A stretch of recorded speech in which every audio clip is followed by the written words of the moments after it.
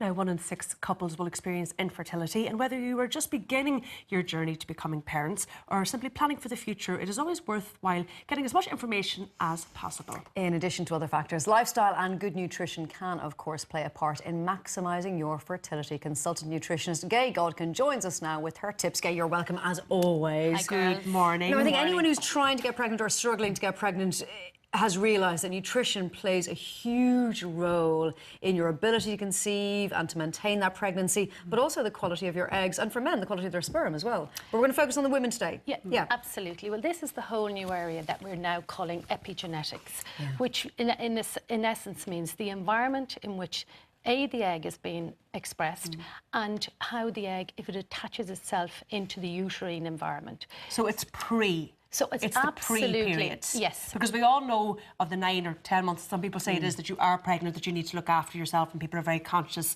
of what they eat and what they drink and what exercise they're doing. But this is way before that. Absolutely. You need to be preparing for a minimum of 3 to 6 months ahead of even considering conception.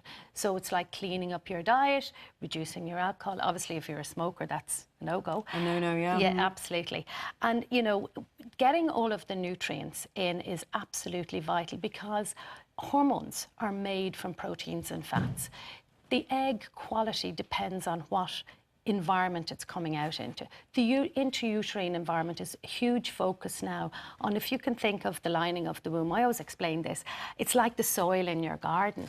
So, you know, each cycle has a different level of quality nutrients or soil in the intrauterine environment. And does it change whether you're trying to get pregnant in your 20s, or your mid-30s, or your early 40s? Absolutely. So a 40-year-old woman who's trying to conceive, her eggs are as old as she is, you know, and have been exposed to all of the negative lifestyle factors, the environmental pollutants and all that goes with that. So can you improve egg health? Because we're born with our eggs. So is the way they're given to you the way they are? Or can you actually increase an egg's potential to become a baby? Yes, absolutely. So how do you do that using diet? So using diet, so again, the ovum has been, it's what it's been expressed out into. So that's the whole area of the environment shaping the outcome of that egg. So if you have a diet high in, for example, good fats, really, really important. Lots and lots of proteins, the correct amino acids. And that's where this is the new supplement, ProSave, that has just come out onto the Irish market. And it has had 5 years of research looking at what are the exact nutrients that you need to get in there. And what are they? What are the exact nutrients? We break them down. Well, to be honest, there's about 28 in this, and it's a moving feast, as I say, but certainly the right amino acids, because they're the building blocks to make the protein for And Gay, would we not be getting that from a decent, healthy diet? Well, do you know something, Sinead? The Irish diet is not great, let's be honest. You know, we have to look at that. And we know that there are several nutritional deficiencies. And take, for example, the stress of going through fertility issues. If you're stressed, you're naturally depleting your B vitamins. And B vitamins are something you need on a daily basis. And again, folic acid. So you're looking at, you know, we know that there's absolutely no way we can get sufficient folic acid from our diet. There was research done in Coleraine recently looking at this, and it is a supplement. Irish people have an issue, a genetic issue, whereby we're missing a little snip on one of our genes, and we all tend to have, about 38% of us are deficient in folic acid. So going into a pregnancy, you know, or a conception without sufficient folic. But it's not only about folic acid, it's about everything else in there. If you don't have a broad diet, you could be missing so many nutrients. Because we know in Ireland so many pregnancies are unplanned. So we should be kind of taking our tablets, even if we're not trying to get pregnant. If you're just in a relationship. Yeah. Well, I mean, there's so many unplanned, and then 1 in 5 people are having conception issues. You know, so it's definitely something. This is an area that's growing. We're not getting any better at it. Our rates of infertility are getting worse.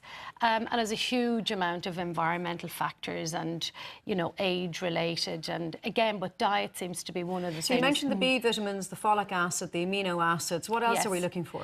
Well, we're looking for, you know, all of the nutrients. Vitamin D is also crucial. Which we're going to be deficient of in this Absolutely. country, given the weather. Yeah, and you know, there was a study done in 2011 in Holles Street looking at 64 women, and not one of those women had sufficient vitamin D to maintain the baby, never mind their own bones. Wow. What specifically is that for? Because I know you've mentioned calcium in here as well. So calcium and vitamin D, is it for bone development in a baby? Well, it's interesting with vitamin D, we're only beginning to understand the importance of it. It plays such a huge role, doesn't It's it? such a huge role. Yeah.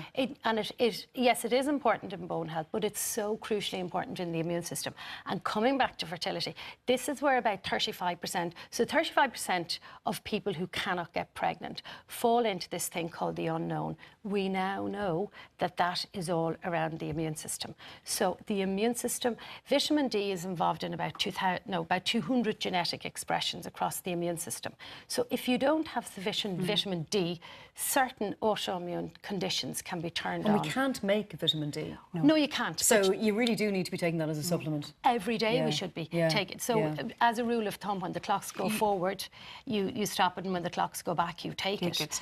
You mentioned fats there, and I know there was a study done looking at the amount of saturated fats that Irish women are consuming, and it is way in excess of what we should be consuming. So you need to be replacing those. And I see here some of the foods that you have: eggs, oily fish, nuts, replacing some of those with good fats. Well, these are the essential fats that the body cannot make.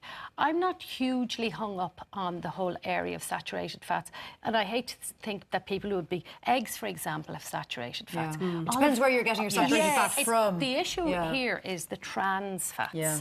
And the diet in Ireland, you're absolutely right, Ciara, the diet in Ireland is chock-a-block full of trans fats, and they get into the cell membrane and they block up the receptors. And where are they coming from? They're coming from your donuts, your your pizzas, processed, your margarines, anything that's made with margarines, or if you're reheating oils, for example, making chips.